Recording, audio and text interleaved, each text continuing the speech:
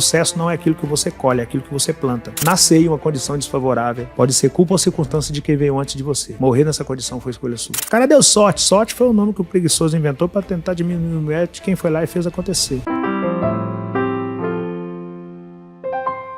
Por isso que a galera fica pra trás, que coisa fácil qualquer um faz. E eu não sou qualquer um, você não é qualquer um. O extraordinário é algo complexo. Não impossível, mas complexo. E é por esses motivos que a galera vai ficando pra trás, né? A galera quer o que seja um pouco mais fácil, que trabalhe um pouco menos, que desgaste um pouco menos. E tudo isso é ilusório quando se fala de extraordinário. O cara trabalha 8 horas por dia hoje na CLT e acha que tá trabalhando demais, é porque ele não sabe que o negro trabalha 16 horas por dia, sendo patrão do próprio negro. Então não é quem trabalha menos ou quem trabalha mais, é quem trabalha com o que gosta, mas é difícil pra caramba trabalhar com o que gosta. Não é fácil um jogador de futebol trabalhar com o que ele gosta. É difícil pra caramba o preço que ele paga pra estar lá. Não é fácil a vida que o negro tem, não é fácil a vida que o Rick tem. Era muito mais simples a minha vida vender água na praia. O comprometimento era menos pessoas me olhando, era menos holofote me olhando. Então era muito menos complexo. Só que o resultado era muito menor. E tava tudo certo. Vender água na praia o restante das minhas vidas, eu ia conseguir pagar meu aluguel, eu ia conseguir comer, eu ia conseguir me vestir. Mas e o próximo nível? Qual era o próximo nível depois daquele ali? Então se você não estabelece próximo nível, você já tá dentro de uma bolha de que tá ganhando um dinheirinho e tá bom demais porque você já não tá mais quebrado. E é perigoso esse lugar. É difícil ficar nesse lugar e é mais difícil ainda sair desse lugar. Então eu tive que escolher qual difícil que eu queria. Tá na praia vendendo água ou tentar os próximos níveis acima daquilo. E eu fui tentando os próximos níveis e criando as minhas regras pra tentar fazer isso acontecer. E quando eu vi que dava, falei, agora vamos transformar isso no livro, que aí já não é mais uma história de alguém que acha que dá pra fazer. É alguém que fez e tá contando isso como ele fez. São coisas básicas, mas que se aplicadas fazem muita diferença. A regra 1, nunca pense em desistir, porque desistir não pode ser uma opção. Eu nunca fiz alguma coisa por escolha, eu sempre fiz foi pela necessidade. Eu não tive a opção de desistir, era fazer ou fazer. Então a regra 1 para se alcançar o extraordinário é nunca pense em desistir. A minha maneira de pensar é, eu preciso saber o que eu quero. Quando eu comecei a minha caminhada lá, aos 7 anos de idade, por que eu comecei? De onde surgiu o Rick Vendedor? Surgiu porque até os 7 anos de idade eu nunca tinha comido carne. E eu queria conhecer carne. E a minha mãe falou que não era pra gente. Cara, carne não é pra gente não, isso é caro pra caramba, tá fora da nossa realidade, é por isso que a gente não come. Eu falei, o que eu tenho que fazer pra comer carne? Ela falou, pra comer carne você tem que ter dinheiro. E pra ter dinheiro você tem que trabalhar, só que ninguém vai te empregar porque você só tem 7 anos de idade. Aí eu falei, deixa que eu resolvo essa parada, eu mesmo me emprego. Plantei uma horta com meus irmãos e comecei a vender verdura na rua. Por que eu comecei a vender verdura na rua? Porque minha mãe me falou que eu tinha que trabalhar e que trabalhando eu chegava no dinheiro e chegando no dinheiro eu chegava na carne. Ou seja, eu sabia o que eu queria, comer carne. E a minha mãe me contou um planejamento básico. Trabalho, dinheiro é igual a comer carne. Ou comprar qualquer coisa que você quiser. Então eu comecei a vender verdura pra eu comer carne. Se eu viesse que, sei lá, veio uma seca e a minha verdura não cresceu, eu poderia desistir de vender verdura. Mas eu ia passar a vender sacolé e o meu objetivo era o mesmo, comer carne. Sacolé não dá, eu ia parar de vender sacolé. E eu passar a engraxar sapato, meu objetivo era o mesmo, comer carne. Então quando a gente fala de não desistir, não é de não desistir de não comer carne. Eu quero comer carne, não vou desistir disso aqui não. Agora, o que eu vou fazer pra chegar até aqui, eu posso mudar a qualquer tempo, porque não é desistir, é a questão de não dar murro em ponta de faca. Pô, eu tô vendo que esse solo aqui não é fértil. Eu tô vendo que a alface aqui não cresce. Eu vou insistir em plantar alface aqui? Errado isso. Eu posso vender sacolé porque eu tô num lugar que é mais quente, então eu vou vender sacolé porque nesse momento dá pra eu vender sacolé. Veio o inverno? Não, então agora eu tenho que vender capa de chuva. Vai chover, eu vou vender capa de chuva, não vou vender sacolé. Agora, o objetivo é o mesmo. Seja lá o que eu for fazer, o objetivo é chegar no dinheiro e depois chegar no dinheiro, chegar na carne. E o que acontece com muita gente? Insistir em projetos que visivelmente não vão sair daquela ótica ou daquele patamar ou daquele degrau e achar que daquilo ali vai alcançar o seu extraordinário. Ou culpar o universo como, cara, eu sou um cara esforçado, eu sou um cara dedicado, eu sou um cara que faz a minha parte e eu não consigo. Por que eu não consigo? De repente você é até um cara esforçado, é até um cara dedicado, é até um cara que faz a sua parte, mas você tá insistindo em uma ideia que não vai te levar ao extraordinário por esse viés. Mas de repente você pode buscar novas maneiras de se fazer a mesma coisa para que essas novas maneiras de se fazer a mesma coisa possa possibilitar a sua condução para o seu extraordinário. A primeira mudança é a mentalidade, porque no cenário que eu fui criado, a mentalidade que se ensinou foi, ó, isso não é pra gente. Esquece carne, não é pra você. Esquece conga, não é pra você. Eu caçava quichute. Quichute é cruel pra caramba. E a conga era o primeiro passo depois do quichute. O all-star era o segundo passo depois do quichute. Esquece, não é pra você. Esquece morar bem, não é pra você. Esquece esse negócio de faculdade, não é pra você. E a primeira coisa que eu tive que mudar foi, vai ser pra mim o que eu determinar que é pra mim, desde que eu de fato determine e execute. Isso criança. Era mais fácil eu esquecer comer carne do que eu insistir em comer carne. Eu falei, não, eu vou comer carne. A galera tentava te desmotivar na época, quando você queria acreditar nisso?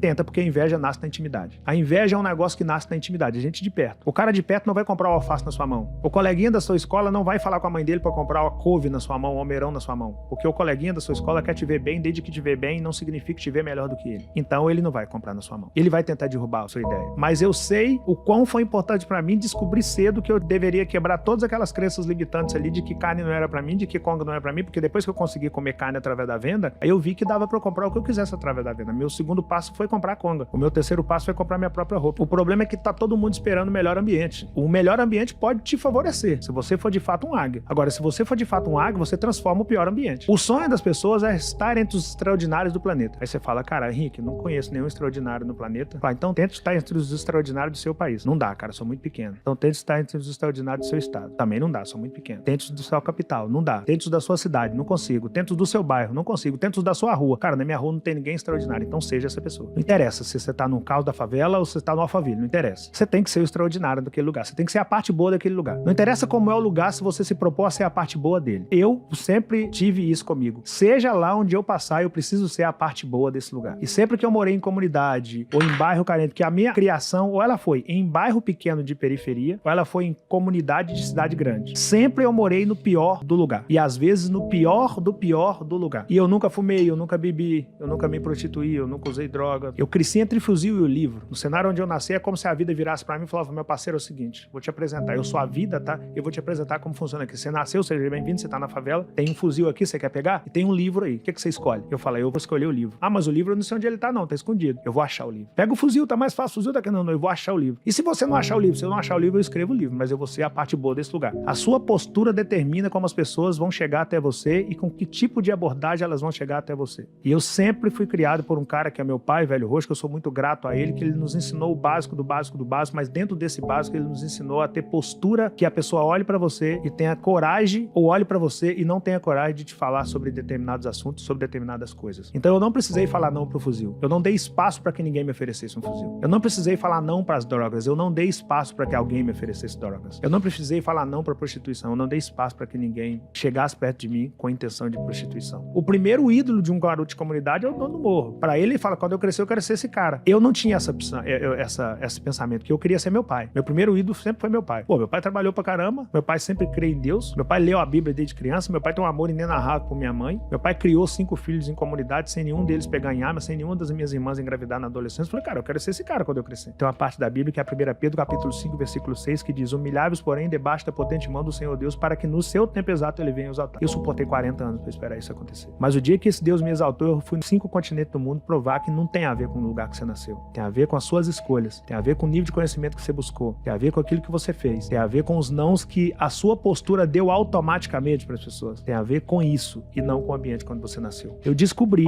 a grosso modo, que nascer em uma condição desfavorável pode ser culpa ou circunstância de quem veio antes de você. Morrer nessa condição foi escolha sua. Isso eu concordo com você. Não é fácil, porque falar isso assim, falar isso sem explicação pode ser meio que clichê, mas eu posso te afirmar que tem muito mais Rick Chester dentro de uma comunidade do que pessoas com fuzil na mão. O problema é que essas pessoas não se enxergam quanto o Rick Chester, porque hoje elas estão em um celular que tem, cada vez que você rola a barrinha do celular, tem bilhões de novas coisas acontecendo. É um ambiente de consumo em cima deles o tempo todo e eles não buscam conhecimento pro básico do básico do básico do básico. E aí começam a entrar dentro de determinadas bolhas que ancoram essa galera na mediocridade. Mas tem potência absurda dentro de comunidade que você não tem noção, você não tem ideia do quão grande é um moleque de comunidade que poderia pegar no fuzil, fazer um curso de barbeiro e abrir uma barbearia. É gigantesco o gesto daquele cara. Só que aquele cara abre uma barbearia e ele se contenta em abrir a barbearia. Ele quer ter o melhor carro. Assim que ele abre a barbearia, ele já quer comprar o melhor carro ao invés de fazer um curso sobre educação financeira. Aí ele não começa a buscar conhecimento. Ele entra pra uma bolha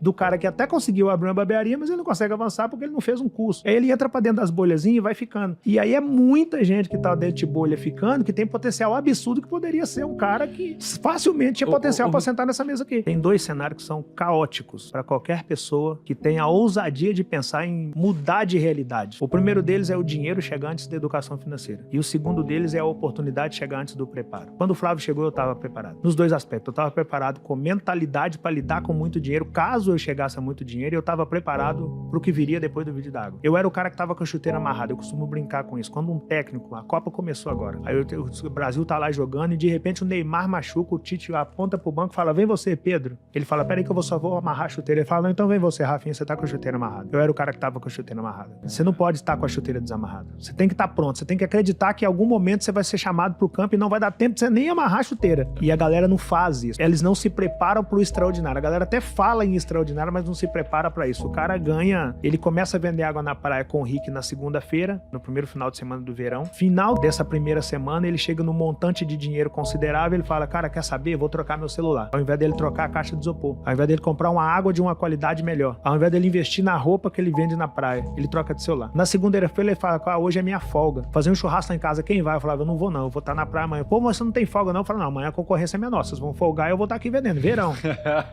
Então a minha mentalidade era outra. E os caras queimavam o dinheiro que eles ganhavam no final de semana, na segunda-feira, na terça-feira eles tinham que recomeçar novamente, sem dinheiro e com menos tempo. Eu guardava o dinheiro do final de semana, na segunda-feira eu trabalhava e na terça-feira eu tinha mais dinheiro daqueles caras, o mesmo tempo que eles tinham a partir da terça-feira, e já estava dando sinais claros de que eu conseguia lidar com o dinheiro. Ser fiel no pouco é um negócio muito complexo. E eu conseguia fazer isso no pouco. Com o tempo eu passei a ser referência para aqueles caras, e essa referência hoje é essa que o Rick mostra pro mundo. Mas eu estava preparado com mentalidade financeira para cuidar de pouco dinheiro e emocionalmente preparado e com o nível de conhecimento necessário para ocupar o lugar que eu ocupo hoje. Então o conselho que eu dou pra galera é procure ser ator principal da sua própria caminhada, porque o pior cenário que pode acontecer para você é você buscar a solução em outro lugar que não seja em si próprio. Se prepare, porque tá cheio de possibilidades aí acontecendo o tempo todo, mas se você não estiver preparado, elas vão passar por você o tempo todo e você nem vai notar que elas passaram. Não é para amador, o extraordinário não é para amador. Essa vida que a gente fala na rede social, ela não é simples, mas ela não precisa ser simples, ela só precisa ser possível. E eu sempre acreditei nisso, eu sempre acreditei que a galera pensa, o cara deu sorte, é 1 em 1 milhão que consegue. Pô, se for 1 em 1 milhão, esse 1 tem que ser eu, o comprometimento tem que ser esse. O cara deu sorte, sorte foi o nome que o preguiçoso inventou para tentar diminuir o mérito de quem foi lá e fez acontecer. No Brasil você enfrenta 40 anos de anonimato,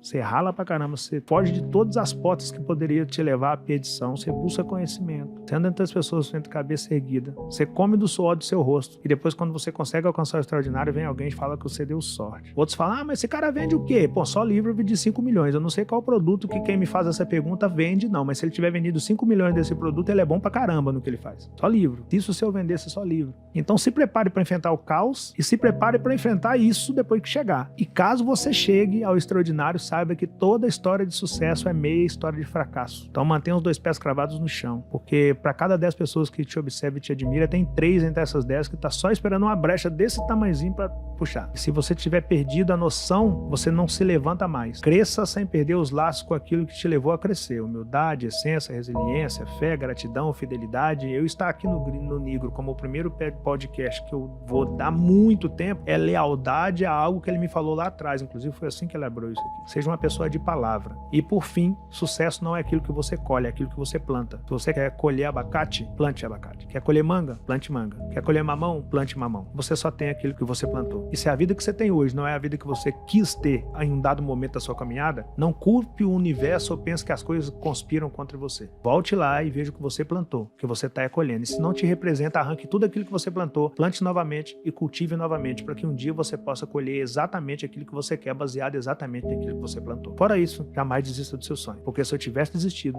eu não estaria aqui.